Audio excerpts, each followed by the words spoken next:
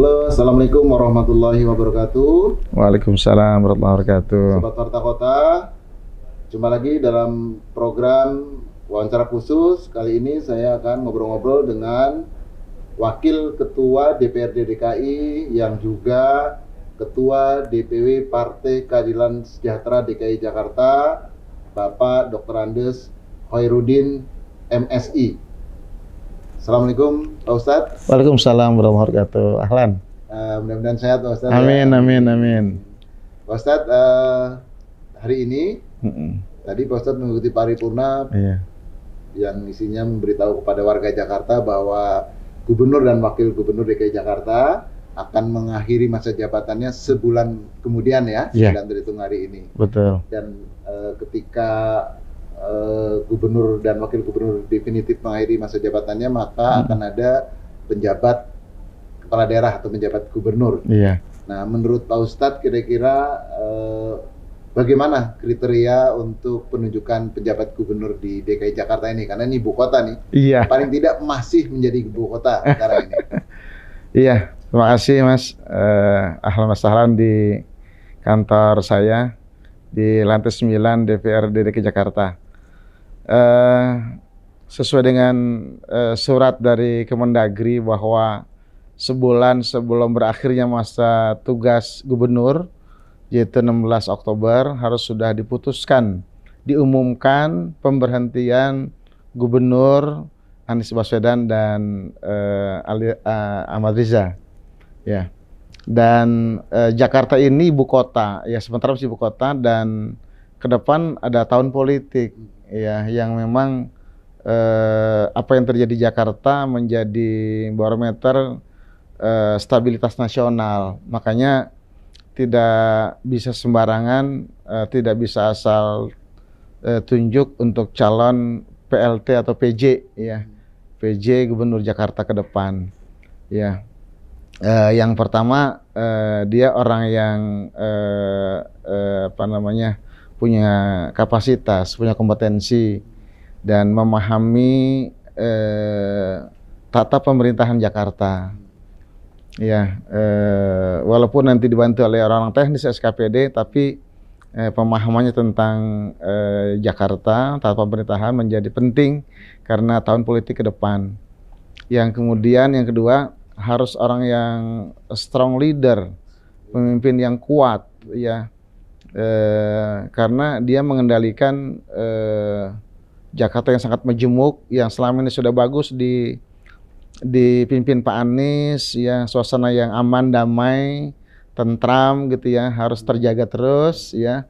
Di tahun politik pun ke depan harus terjaga dengan PLT. Makanya PLT-nya harus orang yang pemimpinnya kuat, kepemimpinan yang kuat, ya. Karena ini pengendalian Jakarta sebagai ibu kota, ya. Kemudian orang yang bisa diterima oleh semua kalangan. Jakarta adalah majemuk. Semua ada di sini, gambaran bineka adanya di Jakarta.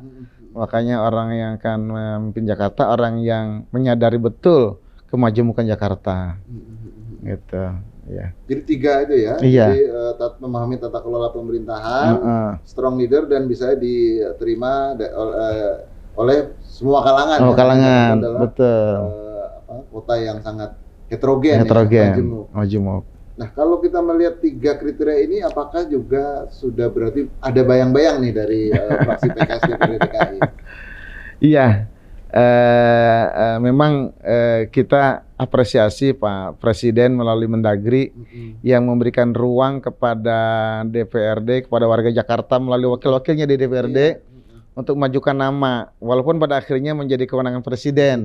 Tapi paling tidak ini penghargaan yang luar biasa dari Presiden, saya apresiasi.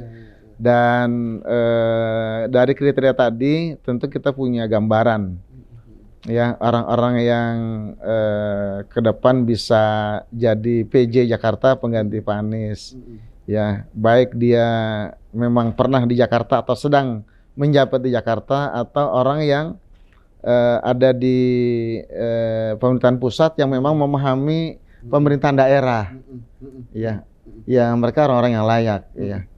Kalau PJ itu kan sebetulnya orang pejabat karir, dia harus eselon 1, Banyak eselon 1 di banyak departemen tersebar di setiap kementerian. Tapi kan tidak semua departemen memahami tata kelola pemerintahan daerah. Jadi Artinya emang dari Kementerian Dalam Negeri dong yang paling betul, paham. itu yang paling paham dari dalam negeri gitu ya. Atau orang yang pernah eselon 1 di Jakarta atau sedang eselon 1 di Jakarta. Karena dia adalah orang yang telah mendalami betul tata kelola pemerintahan di Jakarta.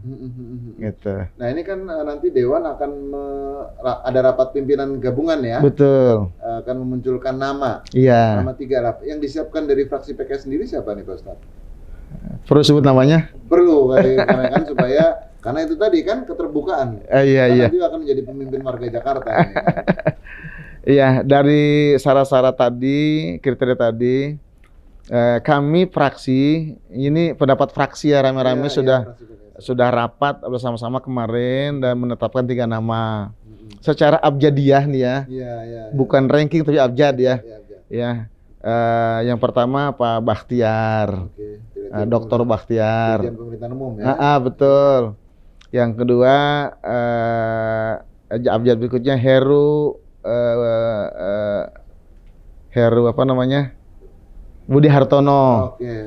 Ya, Kepala Sekretariat. yang ketiga Pak Marullah Matali. Oh, Mas. Sekda hari ini. Iya, iya, iya. Dia kan pernah di Jakarta, Pak Heru, ya. Kemudian Pak Ustadz Marullah Matali juga sekda hari ini, orang yang memahami tata kelola pemerintahan Jakarta.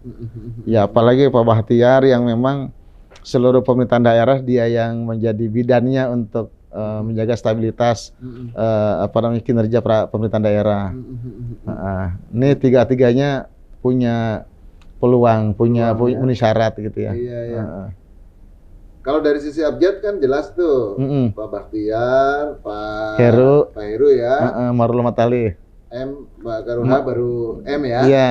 Kalau dari pembobotan kira-kira pasti kan udah punya pembobotan juga kalau di PKS. Ini menurut PKS ya, kalau menurut fraksi lain kan kita nggak tahu. Apakah juga sesuai urutan abjad itu juga? Kemarin sih abjadiyah yang kita sampaikan, kita tidak mengerucut ke ranking ya.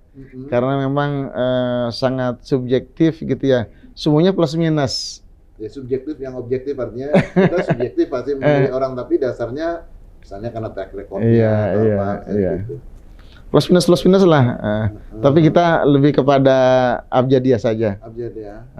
Tapi kalau misalnya yang kemudian pemerintah pusat mengabulkan sesuai urutan yang abjad itu juga PKS dengan sendirinya mendukung ya? Mendukung. Tiga-tiganya mumpuni lah gitu ya. Sudah pernah berkomunikasi dengan ketiga nama yang disebutkan tadi Pak Ustadz? 2 sudah, 1 belum. Yang 2 itu? Pak Bakhtiar sudah kita ngobrol. Pak Marullah Matali sudah biasa kita ngobrol. Kita paham lah. Ya. Dan dengan Pak Heru Budi Hartono ya, kita lihat dari track recordnya saja, kita nggak ngobrol. Dia kan ada di staf kepresidenan ya. Iya. Sangat mungkin. Ya. Artinya dengan Pak Heru tidak perlu ngobrol karena setelah ngobrol dengan 2 orang udah dapat atau apa nih maknanya? Iya. Ya artinya orang-orang memenuhi syarat itu ada 3 tadi. Ya bisalah mereka salah satu di antara 3 itu.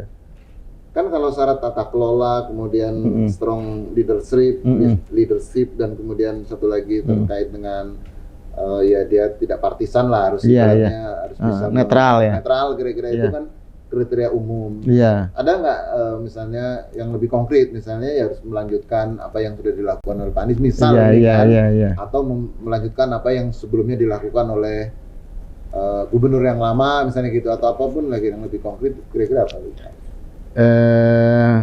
Kalau kerja teknokrasi sih banyak peran-peran SKPD para pembantu gubernur, itu sih tidak terlalu teknis, tidak terlalu berat ya.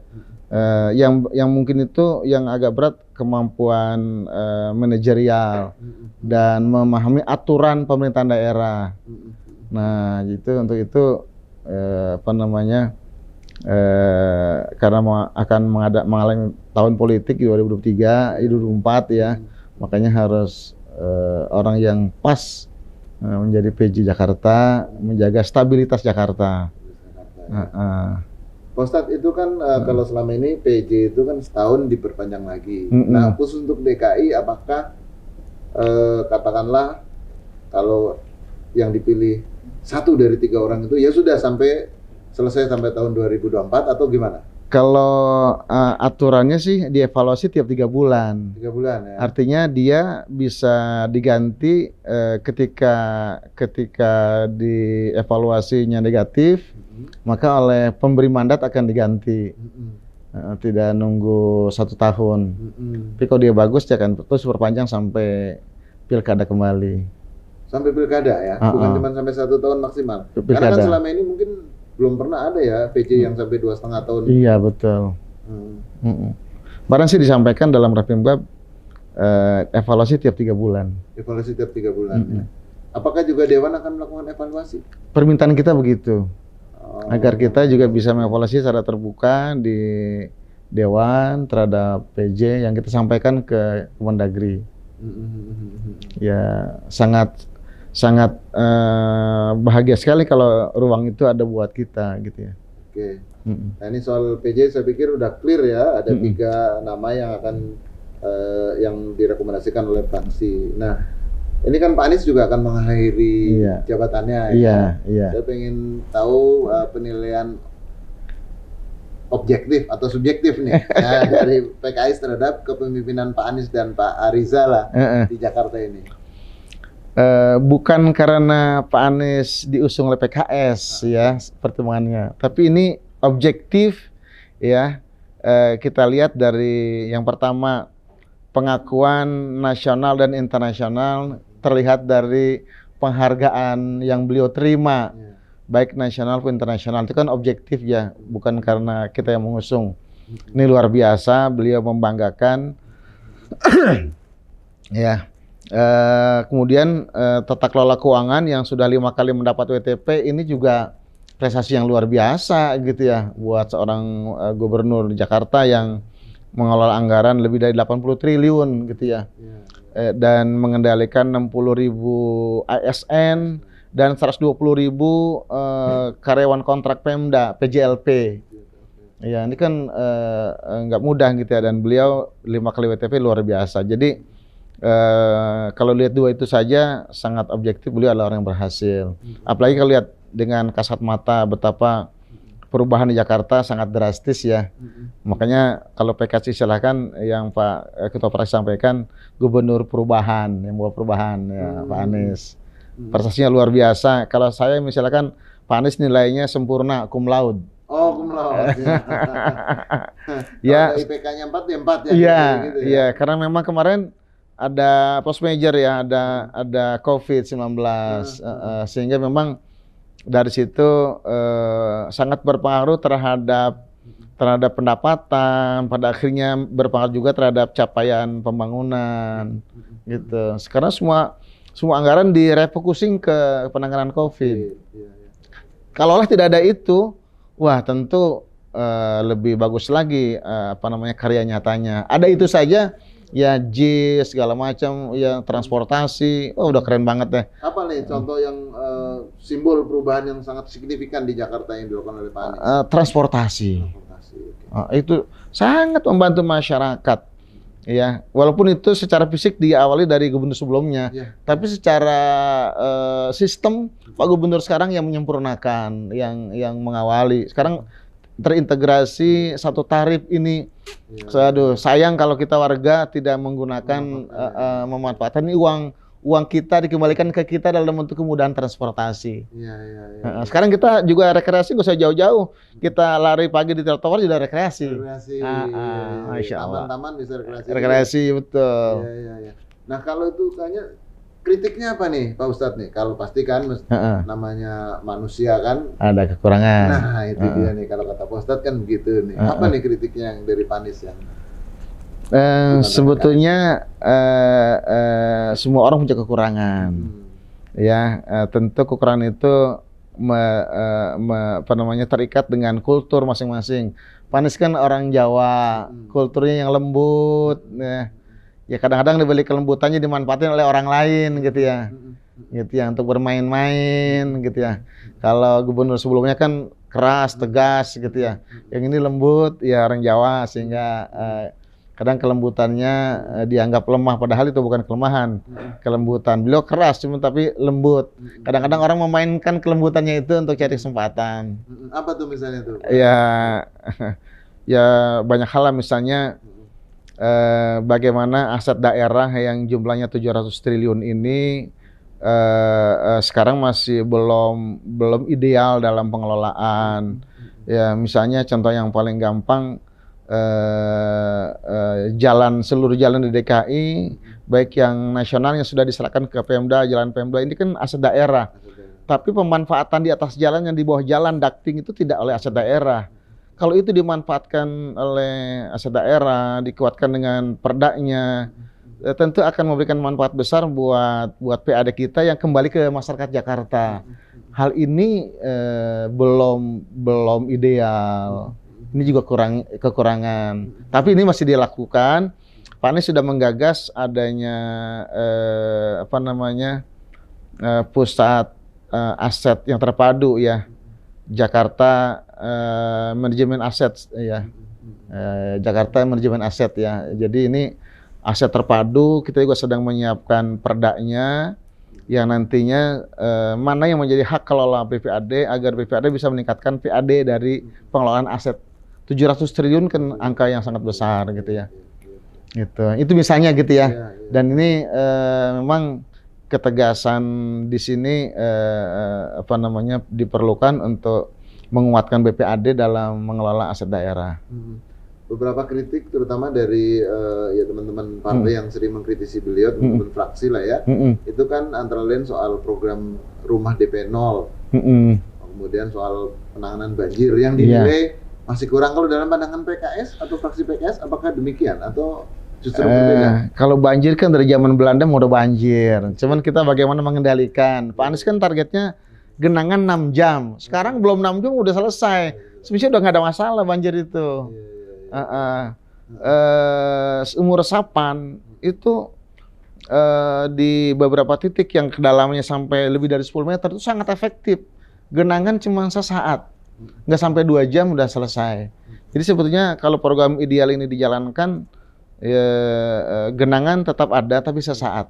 Ya, artinya banjir sudah bisa diatasi dengan mempercepat selesainya genangan.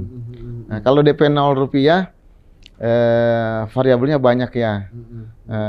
Karena ini kan kemarin COVID ya, dana kesedot ke sana semua, sehingga target capaian hunian 0 rupiah tidak tercapai karena COVID. Pengadaan tanah yang memang di Jakarta juga sulit. Yang adanya di wilayah Jakarta Utara, untuk selatan dan barat susah. Minta ampun. Iya, betul. Jadi lebih kepada post major. Nah, kalau potretnya demikian ya di mata fraksi PKS, fraksi kan kepanjangan partai. Iya. Nah, kalau misalnya Pak Anies nih, misalkan kalau beliau akan menyalon capres ya nggak apa-apa. Tapi kalaupun nggak capres, nyalon gubernur di DKI lagi kan masih memungkinkan. Sangat memungkinkan. Dan apakah juga PKS itu akan mendukung? PKS karpet merah buat Pak Anies. Jika Pak Anies nanti tidak satu dan lain hal tidak bisa maju ke RI1, karpet merah buat Pak Anies. Jadi langsung lah langsung ya. Itu, kan? Karpet merah buat Pak Anies karena Pak Anies dalam mengelola Jakarta betul-betul melayani semua. Di zaman Pak Anies lah dibuat Glodok itu Chinatown, kan luar biasa. Penghargaan buat saudara-saudara kita, sebangsa setanah air yang ada di sana kan perlu kita hargai. Pak Anies berani untuk itu. Bangun gereja juga Pak Anies lakukan. Dan itu semua dalam kerja dalam senyap gitu ya. Dan beliau memang orang yang cinta menegeri. Jadi buat PKS karpet merah ada buat Pak Anies gitu ya. Kalaupun nanti keputusannya ada di DPP. Ini pendapat saya pribadi. Keputusan siapa gubernur Jakarta ada di DPP, di presiden. Apa juga akan mensyaratkan kalau bisa menjadi kader PKS misalkan begitu. Lebih afdol misalnya gitu. Kita berpartai itu kan mengusung nilai yang sudah dibukukan ke dalam platform. Buat kita intinya siapa yang akan menjalankan platform itu. Bisa kader, bisa non kader, asal sepakat dengan platform yang akan dijalankan. Ya, kalau ada kader yang punya kemampuan menjalankan platform, ya itu lebih baik. Kalau tidak ada, orang lain pun nggak ada masalah. Soalnya platformnya bisa dijalankan, diaplikasikan dalam bernegara. Begitu. Iya. Pak Ustadz, ini 2024 tahun politik. Ya, kelihatannya masih ada 2 tahun, tapi sesungguhnya kan buat orang politik kan dekat nih, karena besok udah 2023 nih, hanya hitungan beberapa bulan. Nah, bagaimana nih PKS menghadapi tahun politik ini ke depan kira-kira? Ya, memang seluruh partai termasuk PKS tentu berhitung ya. Tentu semuanya ingin menang gitu ya. PKS juga ingin menang dan kolaborasi dengan teman-teman partai seperti Jakarta buat ngelola Jakarta yang majemuk ini. Nah, PKS berusaha untuk menambah kursinya, paling tidak ya bisa mencalonkan gubernur sendiri tanpa perlu koalisi, paling tidak gitu ya. Ya kita sih mengandalkan kader. Kader pun yang memang bekerja berdasarkan kesadaran nilai, karena kita kan mengusung nilai perubahan ya buat masyarakat gitu ya. Dan kader kita sungguh-sungguh bekerja walaupun tanpa ospul gitu ya. Tanpa dikasih sesuatu gitu ya. Karena memang sama-sama diikat oleh nilai.